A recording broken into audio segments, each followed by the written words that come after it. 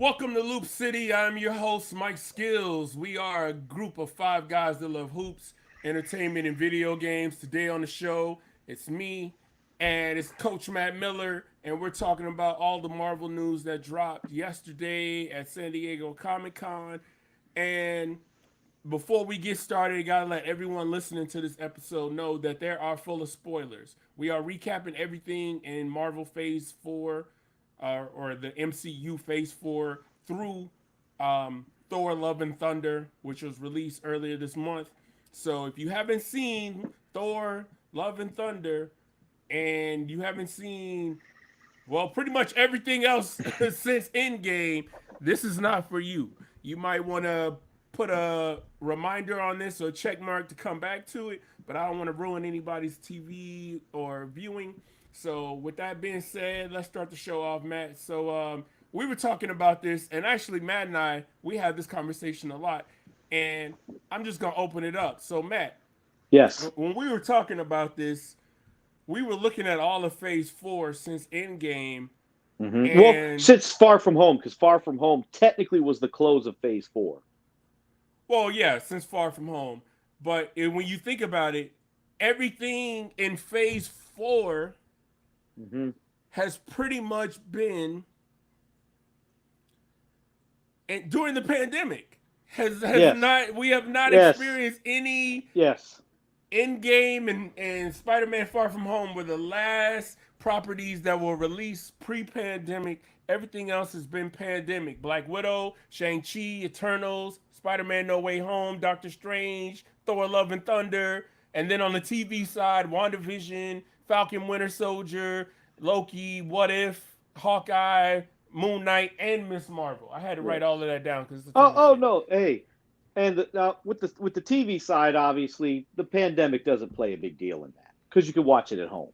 It's on Yeah, Disney Plus. it doesn't play as big of a deal, but I think had people gone to theaters and got excited, that might speed up people watching. I don't know, it might influence people, but Maybe. one thing that we were talking about is like so far what have been our favorite, and I got to go to you, Matt. What was Right. your of these shows and movies, hmm everything Phase 4 properties, movies and film? Yes.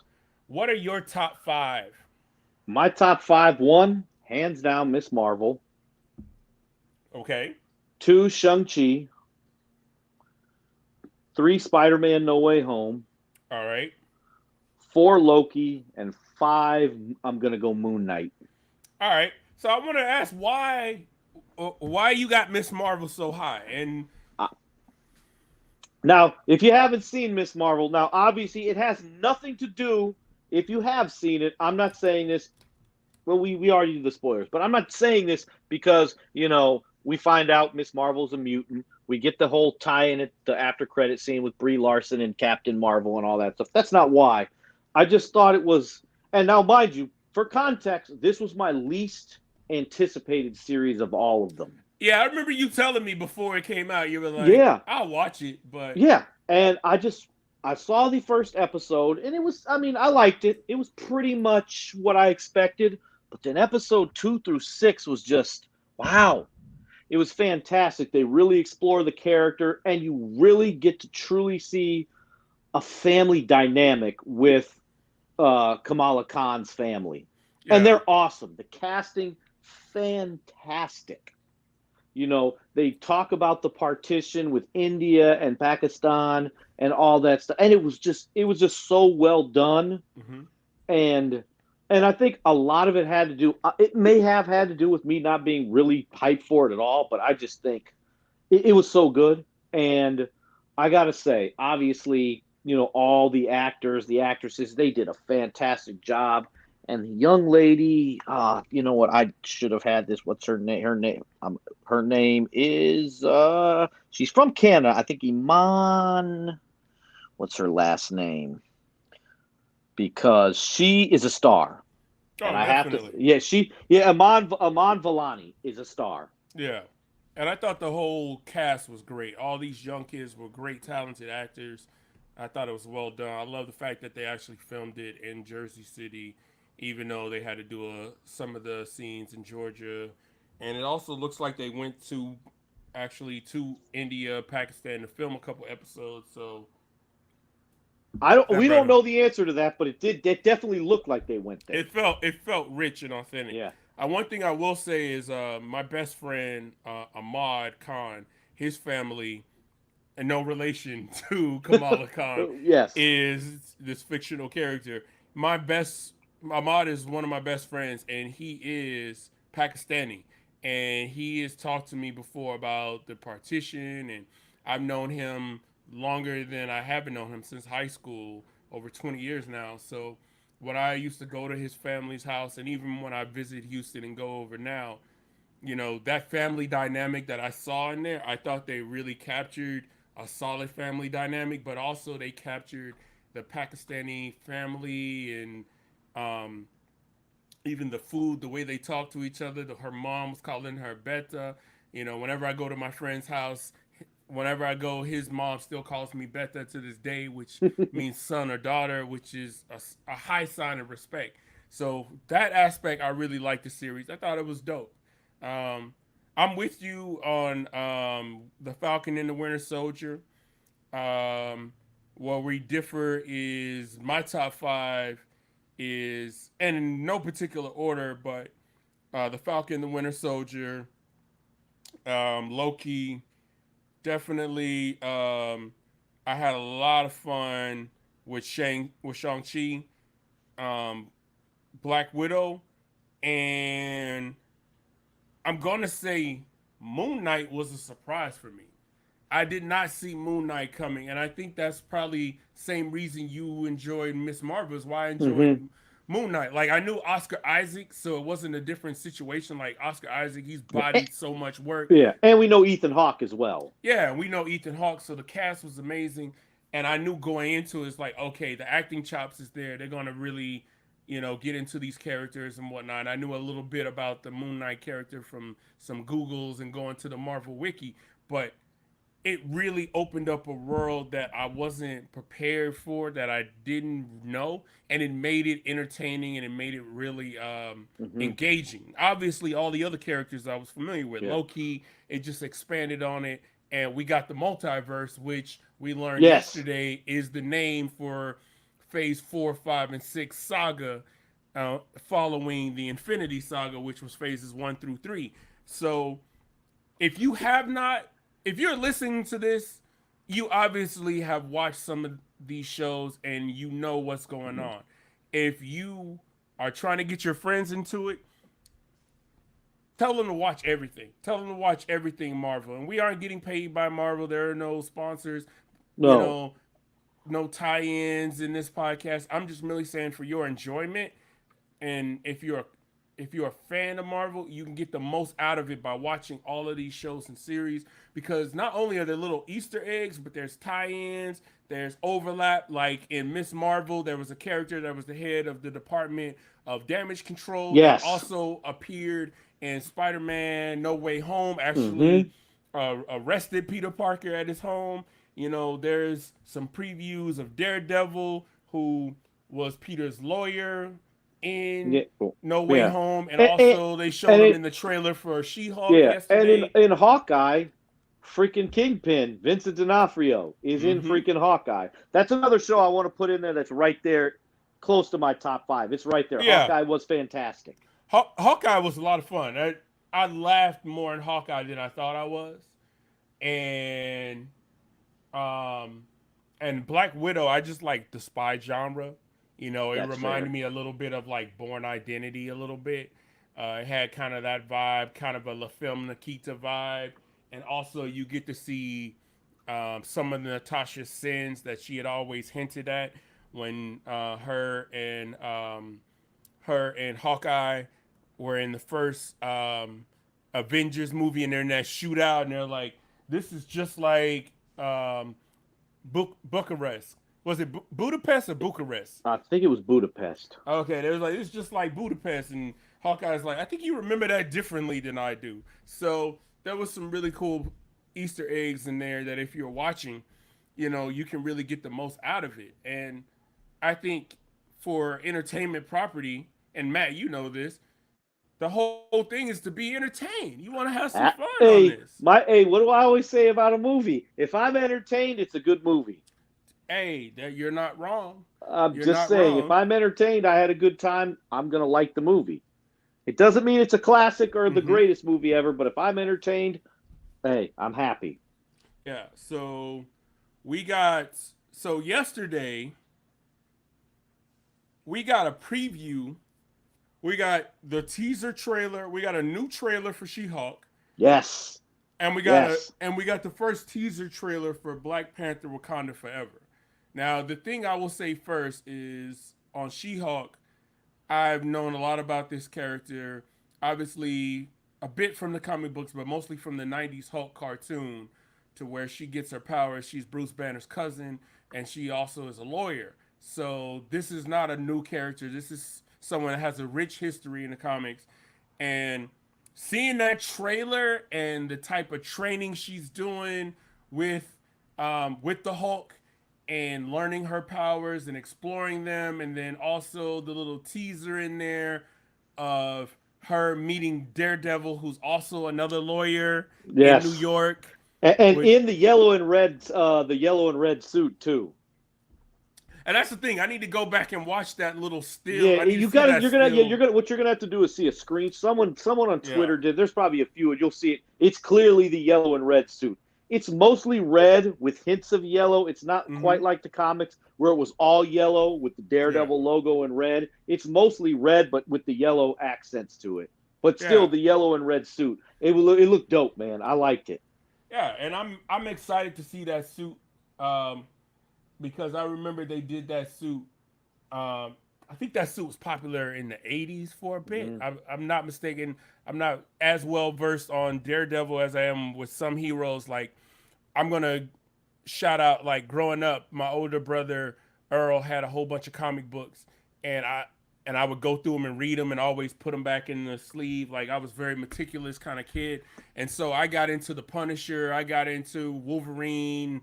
The Weapon X Mm-hmm. comics and things of that nature. But She-Hulk is the series I'm very excited about, but we gotta just we gotta just dive into Black Panther: Wakanda Forever, Mm-hmm. because I have been on the fence on this sequel. Obviously, with the passing of Chadwick Boseman, it changed the entire trajectory of the franchise and what they wanted to do with it. Absolutely. Absolutely. And I now understand why they're not recasting the character, quote unquote. I know we are moving into the multiverse, so there can be variants and different things on that, which is going to help the storytelling. But I love the fact that it's diving into the world of Wakanda and expanding on all of these characters, but also we finally see Neymar, the Yes. Submariner, Yes. and we see the people of Atlantis, and apparently there's going to be all-out war between Atlantis and Wakanda. Wakanda's going to be flooded, and there's going to be a lot of action, and there's going to be a shadow puppeteer pulling the strings, who you and I suspect is Doctor Doom, Absolutely. which will Yep. be his introduction to the It's MCU, leading absolutely going to into be Doctor Doom. Fantastic Four, which is 2024, correct? Yes, Fantastic Four will be November. I don't remember the exact date, Yeah, but it's and we'll November. we'll come back Yeah, to the no, exact date on it, but it's coming. November 2024. Yeah, so about 2 years from Wakanda Forever, and I just want to say the way the whole trailer it went, it was very poetic. It started off with, and again, I just watched the trailer and I was No, flooded with real quick, emotions. Mike. November 8th, 2024. Okay, but I just want to say I was really flooded with emotions watching the Black Panther: Wakanda Forever trailer. Oh yeah, the Um, music. Not just the music, but the visuals. You could clearly see characters mourning Mm-hmm. the Black Panther's character and mourning other characters, and you know it's proper and poetic way to pay tribute to Chadwick, who wasn't even 40 and was taken too young. Like someone in the prime of their life, someone that was a powerhouse and whose films will stand the test of time. It just seemed like he was just getting started, and this character is so iconic. He brought that character to life unlike anything we've ever seen before. He made that character come to life, jump off the page, and it's just beautiful. Like, what did you think when you saw it, Matt? Oh man, I thought the trailer is one of the better trailers we've seen in a while. And what I loved about it, honestly, most all the stuff you said, absolutely. You could tell even with just the trailer, it was a big tribute to T'Challa, Chadwick Boseman. Uh, but I love how they didn't really give anything away. The only thing they really give away is that okay, the Atlanteans, the Wakandans, they're gonna fight. But you see that one scene in the trailer with the boat, the little astronaut, they're in the astronaut diving suits. They go Yeah, in there, the and there's high the something. high Yeah, pressure yeah, diving yeah. suits. There's Yeah. something going on there. You Mm-hmm. don't know what it is, but you know it's something. It's important. Right. But I thought, I mean, it looks fantastic. Yeah, we get the whole of the little Black Panther thing at the end with the suit and the claws. Is it going to be Shuri? Is it going to be Killmonger? Clearly it won't be M'Baku because M'Baku's a big motherfucker, and that whoever was in that black suit in that Black Panther suit was not M'Baku. Well, again, that suit, we don't know. It Yeah, could be. exactly. That could have been a gambit to throw us off. Man, You never. M'Baku's bigger than whoever was in that suit. True. Maybe he gets maybe he got a Peloton. He got Yeah, or whatever. He got a vibranium Peloton yeah. out there, and he's getting slim or whatever. You hmm never know. But we got to I'm say this very though too, intrigued by Mike, that. because I know most of us, I think even you two would agree, we've all kind of wanted to recast T'Challa because of how important that character is Oh yeah. to everybody. But I mean, Mike and I'm not going to speak for everybody, but Mike and we trust Kevin Feige. Oh yes, definitely. I mean, he and I made this correlation to him to Phil Jackson. It's like, look, he gets all of the directors and the producers and says basically gives them the offense to play in, says, "Hey, this is what you can do. This is how this offense works. This is how the MCU Marvel Cinematic Universe works." You know, make a pass, make cuts, share the ball, move the offense. I'm using a basketball metaphor. But then in the fourth quarter, MJ take over the game. Scotty take over the game. Mm-hmm. You know, Kobe take over the game. Shaq take over the game. And Gasol take over the game. And I think that's very important to have that room to play. And it's like, look, you have an outline. This is what you have to accomplish. But at the end of the day, put your signature on it. And Mm-hmm. I trust Ryan Coogler. Yeah, absolutely. Obviously he did the first Black Panther. He did both Creed movies. He did um, Fruitvale Station with Michael B. Jordan. And we don't know who's gonna And he reappear. did Creed. And he did Creed. I said Creed. I said Oh, okay. the Yeah, both yeah. Creeds. My fault. My fault. Mm-hmm. Yeah. But yeah, so that's gonna be very interesting. And with it coming out during the holidays, that's gonna be. I think it's gonna be a huge movie. I Oh, think hell yeah. I think Yes. for Black people especially, but something I noticed after Black Panther came out because it did $1 billion, so it wasn't just Black people going to the movie to see it over and over. Yeah, my Yeah, people were going yeah, as everyone was well. going to see it, And my but people are going to show up for this one, and we're going to show up in droves. We're going to be ready for Black Panther. the thing is the Black Panther film was a cultural event Yes. unlike any other in cinematic history. Not just in Marvel or comic book movies or action genre, but this is the only movie of its caliber to show Black people, African Americans, in a look of great royalty and great Yes. power and great strength and wealth and influence and all these different things in a way that translated, that leaped off the screen, and it also crossed over. Like, I remember at Halloween, the first Halloween after Black Panther, I felt a little weird because I saw little white kids dressed up as T'Challa, and it threw me initially, but then I had to realize it was just like me as a young kid. Like, for example, I watched TGIF growing up, so Boy Meets World was my show. You couldn't tell Ah, me. You couldn't tell me I wasn't Corey Matthews. and that's But a suburban white family. yeah, suburban white family in what, Western Pennsylvania or whatever. Yeah. So it's not about the exterior of the character. It's about who the character is, their character, their beliefs, their actions, and where they are. But as a black person, it was amazing to see a character of that power and strength, on equal standing with Hmm. Captain America. And if you look in Infinity War, that scene where he and Cap are running to the front line, they are Oh, neck and neck. that was dope. They are neck and neck. Yes. And it's Yes. showing and that was the thing that I want to convey to a lot of people, is that when you go back and look at the origin, Stan Lee made the Black Panther purposefully a character. In his first appearance, the Fantastic Four unknowingly um, trespass into Wakanda, and they're confronted by the Black Panther, and the Black Panther single-handedly disarms the entire Fantastic Four by himself. And then he realizes that, oh, this is a misunderstanding. Let me show y'all hospitality, and invites them to Wakanda. And there, Reed Richards, who is considered the most intelligent man in the world, one of the Mhm. richest, wealthiest men on the And planet. we see that in the multiverse of madness when when Baron Mordo is introducing Reed Richards of the Illuminati. He basically the most intelligent guy in the world. Right. And so in the introduction of the Black Panther, you have Reed Richards see a black man that is his equal. And this is Hmm. back in the 60s. This is not 2020. This is 80 years ago. Stan Lee had the foresight, or 60 years ago, excuse me, had the foresight. My math is terrible. It's all right. Stan Lee had the foresight to show, like, look, this is what equality is. When you see someone, it's like you are not threatened by someone's being on your footing, equal standing with you. Hmm. But you are inspired.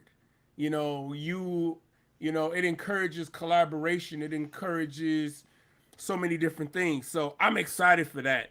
Now, switching gears, well, it was announced that the Black Panther Wakanda Forever film will mark the official end of Phase 4. Yes. Now, there have been some mixed feelings about Phase 4, but I told Matt, and we had this discussion. It's like, look, it of course is going to be a drop off after Endgame and No Way Home. Endgame was a major event. No Way Home was the immediate aftermath of that. Yes. So it was supposed to bring you down Hmm. back to the You mean you beginning. mean Far From Home? Far From Home, excuse me, Yeah. Far From Home. Spider-Man Far From They Home, all where have he's fighting. Homecoming, Far From Home, No Way, Yeah, all home, all home. yeah. But Spider-Man Far From Home was the first film to take place immediately after the events of Endgame. And it was supposed to act as like, what do we do now? Where do we go from Hmm. here? And I thought they did a really good job of that. And I think a lot of Phase 4 has had that feeling of, where do we go from here? Yes. A lot of characters looking in the mirror, like, in Doctor Strange, he's at Christine's wedding, and some guy comes up to him, a colleague, and it's like, did you have to give Thanos the time stone? Did you have to do Yeah. that? And it's like, yeah, I had to, but it's also him dealing with the guilt of, I did that, but look what happened. Tony Hmm. is dead. Natasha is dead. You know, people disappeared for 5 years, and now there's grief and PTSD from people that actually lived through 5 years of their loved ones evaporating in front of them and their friends and family. And then you look at WandaVision, she's lost everything. Hmm. Well, And you see a scene with Monica Rambeau's daughter where her mom's in the thing and everybody and she just shows up. yeah, They show her showing up after Tony snaps the fingers and or after Hulk snaps his fingers and brings right. everybody And back. she's in the hospital with her ailing mother, and when she disappears, 5 years had passed and her mother is gone. Yeah, yeah, A mother had, so she didn't get to experience the the she didn't get to stay with her mother while she passed. So it's really experiencing the aftermath of the first snap of Thanos to the Tony snap. So the snap at the end of Infinity War to the snap in the end of Endgame and the aftermath of that. That's really what Phase 4 is. It's like, how do we make sense of all of Mm-hmm. this? And that's why it's kind of a slow build. And plus, if everybody remembers, Phase 1 wasn't super exciting outside of the Avengers. And this is the first phase, also, Mike, that's not going to have an Avengers movie at the end of it. This is true. And Avengers was the event, was the first event of its Yes. kind. In retrospect, we can look at it and say, of all of the Avengers, it was, because they all built up. Yes. Avengers, Age of Ultron, Infinity War, Endgame, the stakes got higher and higher in every film, which And is with this, natural. yeah, and this where it's like, well, what are we building up to? Like, obvious, like we all talked, like all us, we talked. We're pretty much we're sweaty, so we kind of had an idea. It was ultimately going to lead to something like Secret Wars, a big event. But there are people who are just like, where is this going? No Right. Avengers at the end of Phase 4. This is boring. What's it leading to? And of course, Kevin Feige said, "Hold your beer." Right. No, he said, hold my beer. Here, Hold my my beer. Yeah, hold my beer. I got you. Don't worry. But I got Matt, this. I think that's the mark of great storytelling is when you're watching it and you don't know where it's going. Mm-hmm. And maybe sometimes you feel like I don't know where this is going. I don't know if this is for me. But if you hang on, you stay patient, you'll get a good payoff. Absolutely. And I believe the payoff I believe we're getting a big payoff coming this way. Oh, are we ever? Because Yeah, Mike, you know what my predictions are for Secret Wars and to an yeah. extent the Kang Dynasty. Yeah, and we're not going to yeah, go ahead and speculate too much on that and tell yeah. people like Oh what we yeah, think is yeah, going to happen. yeah. We're just going to tell you what we know. And right now, what we know after beginning in 2023 is Ant-Man and the Wasp Quantumanium, which is officially the first film of Phase 5. Yes, And this is the first film yes, featuring Kang the Conqueror, yes, who, if yes. you were watching Loki, he showed up and he was mentioned. He was known as He Who Remains, and he even hinted that I have known by many names. I have been a conqueror. I have been this, and they actually released artwork yesterday that shows him in the Kang mask and with the blue face and everything. So I am very intrigued. I'm very excited about this. I love the casting. And what's crazy is this may not even be the Kang that's the most powerful that's in this movie. That people are going to wonder because if he comes off somewhat weak, people are going to be like, well, what the? He's not a Thanos level threat. But what they have to realize, and He Who Remains mentions it in Loki, there are many versions of me. So that could just be one variant of him. Absolutely. And that's the thing. Even if he was to die, even if he was to fade, we have no clue of what happens. We have the casting of Jonathan Majors as Kang the Conqueror, reprising his role from Loki. And I love Jonathan Majors. He killed Lovecraft Country on HBO. If you're curious to see what this actor's chops are like, go see Jonathan Majors in Lovecraft Country. Also, they got a new cast of they're bringing in Catherine Newton from Big Little Lies and the Pikachu movie, or excuse me, Pokemon Detective Pikachu. And she's playing the new Cassie Lang. So she's playing Scott Lang's daughter, Ant-Man's daughter. And from the artwork, we see her in a suit. So she will be. Oh, and who was the actor? He's back. He was on stage yesterday. Corey Stoll, I think his name. He was Yellow Jacket. Yes. In the first one. He's going to be in this movie. He probably will make an appearance because if you remember at the end in Loki, it was an Easter egg of the Yellow Jacket helmet laying around in the background. What I've seen is because they confirmed this character is in the movie, and I believe with all that happened in the events, this is where it's going to go. He's going to be MODOK. MODOK is confirmed for this movie. Interesting. And I believe it's going to be him. He got, with all the stuff that happened in Ant-Man, he got pushed into the quantum realm. Boom, he's now Mm-hmm. MODOK, the right hand man of Kang. That I would not be surprised in that because when we saw his helmet laying down, it was like, well, what happened to him? Is he dead? Exactly. Is he hiding out somewhere in Yeah. here? And that whole hmm realm that Loki ended up to was basically in front of the storm, Yeah. where Kang's fortress is. So I'm really excited about that. I really love Ant-Man. I thought Ant-Man was the surprise of phase, or was it Phase two. phase two? And then even in phase Actually, three, you know what? Ant-Man That and the might. Wasp. You know what? Ant Man may have been the beginning of Phase three because that was after Age of Ultron. I know, So I think it was the actually, beginning of no, Phase it three. was, it, yeah, it might have been, you know what? It was It either was the kind end of of, Phase. Yeah. it was like Spider-Man Far From Home. It Yes. was Yes. happening concurrently and at the end. And if you remember, every Ant-Man movie has happened previously, concurrently, or immediately following. An Avengers movie. Yeah.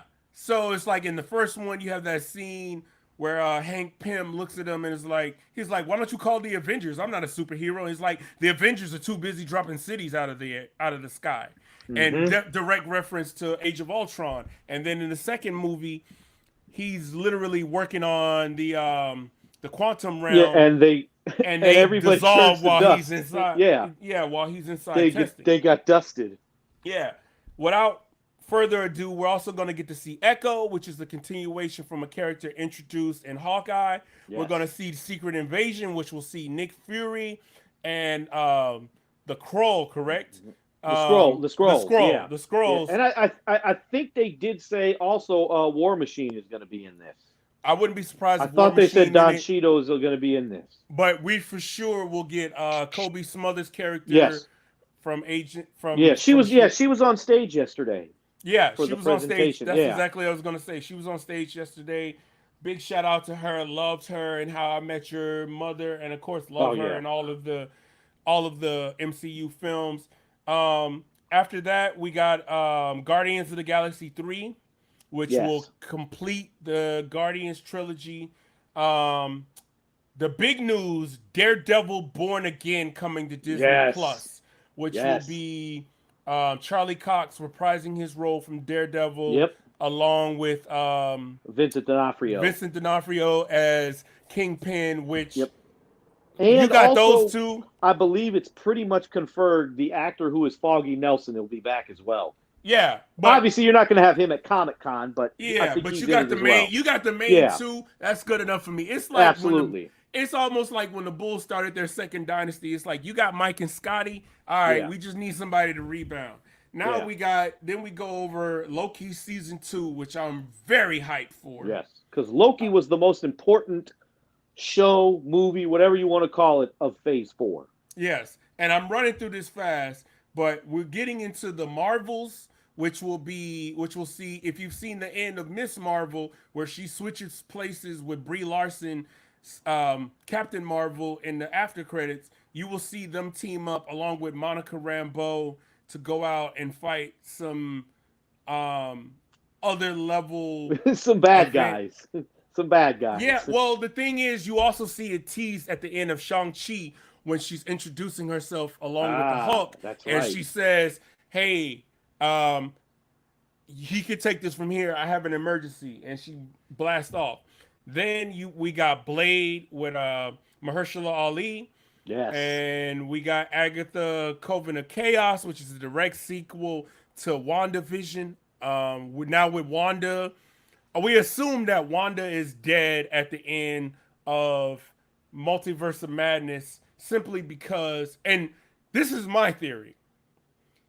No one has confirmed this, but my theory is hmm she was never going to find happiness after losing her family, after losing Pietro, after losing the Vision, and knowing that if she was going to be with her children, it would be in the another universe at the expense of that universe's Wanda. So I think and also having to realize all the blood on her hands, I think she sacrificed herself, and hmm I think that's what would allow Agatha to be released from the prison that Wanda put her in at the end of WandaVision. Basically, the spell would be broken.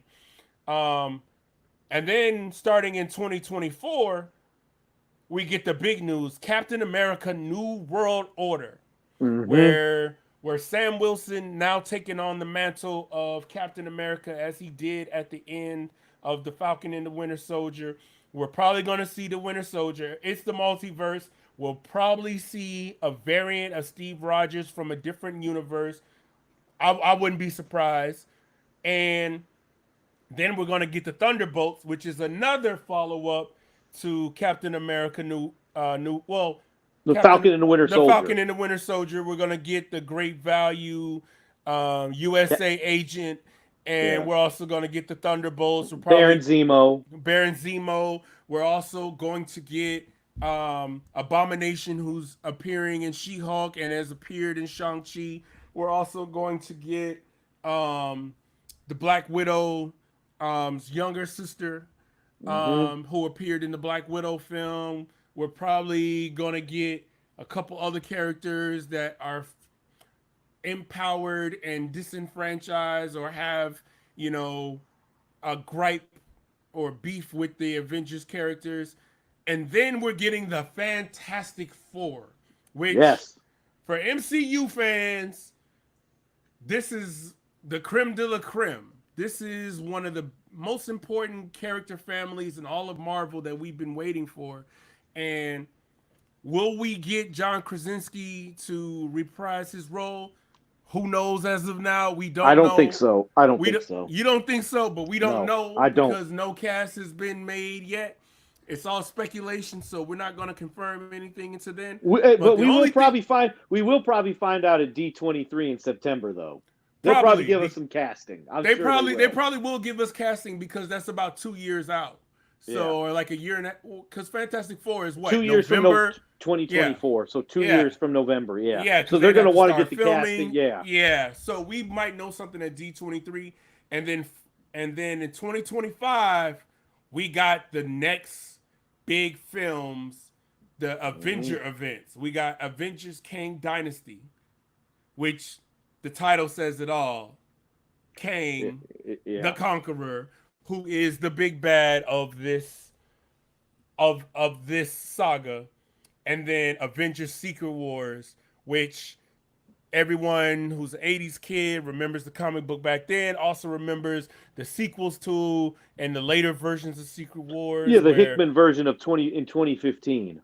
yeah, and it features, for those who don't know, it features warriors from different multiverses, and you get to see like Iron Man, you get to see Wolverine, you get to see Spider Man. Will he be Mm-hmm. wearing the black suit now that the symbiote left a Yeah. Well, piece of it in the MCU? You and get to see Kang, you get to see different Avengers, you get to see the X-Men, the hmm Fantastic Four. and who knows what villains we're gonna see? Because it can't just be Kang. It's gonna Oh be other yeah, villains. it's probably gonna be Doctor Doom. We're probably gonna get Doc Ock. We're probably gonna get a bunch of characters. And You never know. this You is the don't know. opportunity. Here's where I have to do my minor speculation. This is where, and I've said this many times, Robert Downey Jr. will be back. Chris Evans will be back. Scarlett Johansson will be back, and Hugh Jackman is Wolverine. It's happening. Right. I'm But calling it. It's happening. but here's the one thing that we have to emphasize, Matt. It's just my opinion. No, not just that it's your opinion, but the reason we believe they will be back is because all of these characters were featured in in most Yes. iterations of the Secret Wars, and because it's the multiverse, you can cast the same actor as a variant of the character. So when we say they'll be back, these will more than likely be variants of the characters. Especially they with will Tony be Stark, playing, Steve Rogers, and the top. right. Yeah, those. Yeah, now the Hugh Jackman Wolverine will probably be the Fox Wolverine. It's going to be him. But then again, maybe it's not. Yeah, because we saw the Professor X. Oh yeah, that wasn't the same. Yeah, and that wasn't the same Professor X. No, he was different. So and it won't be that Professor X in this because he's dead now. Yeah, and that's the whole thing about this. We get variants. We get versions of characters from different iterations, from different which universes also means that Toby and Andrew. Toby and Andrew back as Spider-Man. I think we can book that. And I have to backtrack because I forgot one thing coming in 2023, and that's Ironheart. Oh yes. Ironheart is a young girl who is a child prodigy like Tony Stark's, and she builds her own um, Iron Man armor, and she is being introduced in Black Panther: Wakanda Forever, and which leads to one thing that was notably missing yesterday from the timeline, and that's Armor Wars, where she is set to become a prominent character alongside War Machine. James Rhodes, aka Yeah. War Machine, as they hunt down people who have salvaged Iron Man armor and are Hmm. basically being great value Iron Mans around the world. So I have my theory why that's we have nothing on it because they just came out. I think that one of the writers of the show came out and said it is happening. I now have yeah, another. I have two theories on this. They coincide. One, Kevin Feige's not sure where it fits in the timeline, yeah. where he wants to put it. That's why it hasn't been announced. And two, John Bernthal will be back as the Punisher. This will be the Mm-hmm. perfect opportunity for him to be introduced into the MCU as the Punisher, but contracts, like the financial stuff, the business side of it.